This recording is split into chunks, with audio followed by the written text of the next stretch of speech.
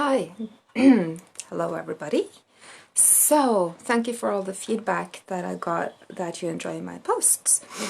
I was, thinking it's so nice to share because I always do something on the farm and why not just share it with the world? So, today I'm doing my tomato plants. And this is kind of like where I start. I grind banana peels and eggshells that I've been collecting, and I dried them.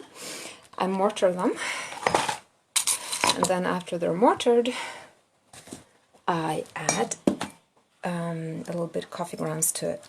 This is because calcium in the eggshells are good for the tomato plant. It prevents the leaves from being bad.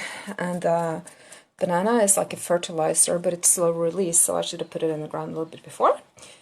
But that's okay, and the coffee grounds are also good. So, next step. Oh, by the way, here are the birch leaves that I dried, and they are super healthy. I'll get back to you on birch leaves. I have an old batch here. This is kind of like part of my dried remedies. So, let us go and see. So tomato plants, I grew them inside for long in grow lights, and then I planted them in pots and I put them in the greenhouse.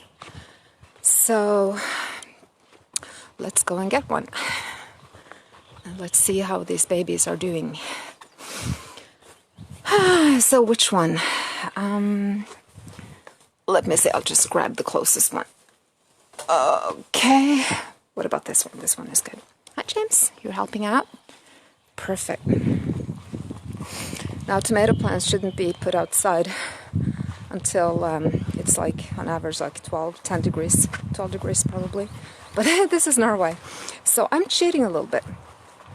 In England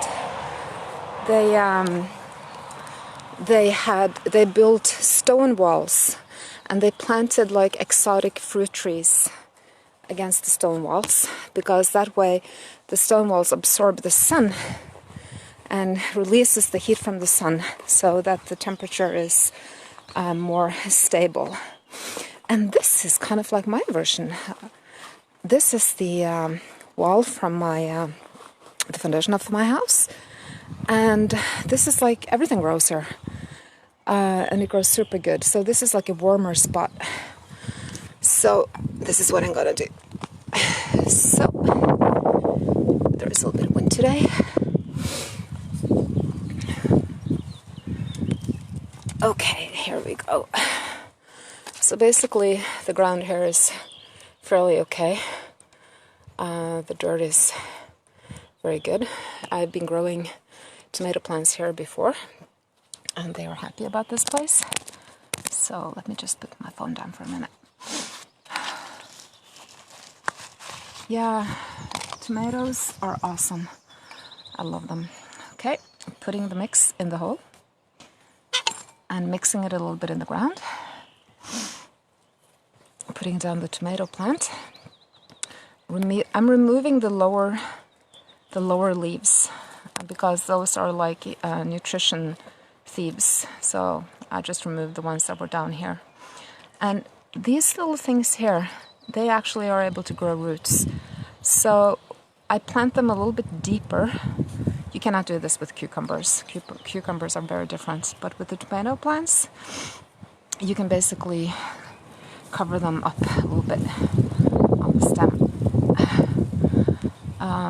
I was thinking to water the hole before I put the tomato plant in, but it was actually quite okay here because it's been raining.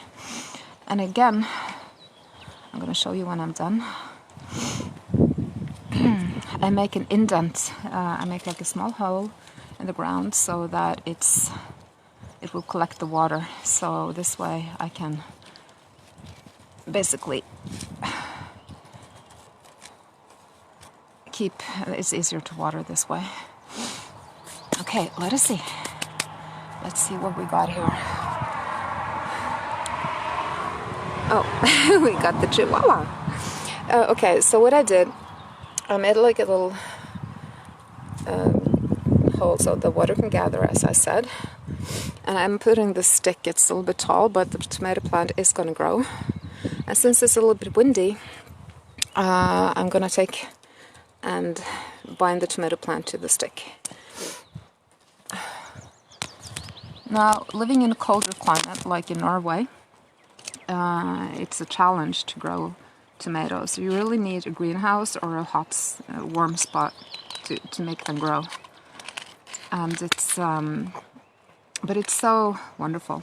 Now, a lot of people have the problem that they, the tomato plants, they're not, they don't ripen. They keep a little bit, they become green, but they don't become red. And so, but you can actually do a lot of things with green tomatoes too. You can put them in a solution like sylta. I don't remember the English word for that. You can fry them, and they're actually quite good. So here we go. My first tomato plant outside this year. What I'm gonna do is that I'm basically gonna have this one as a test guinea pig. Oh, are you eating the grass? Yeah, good. He's helping me weeding. Okay, so let's water this raspberry.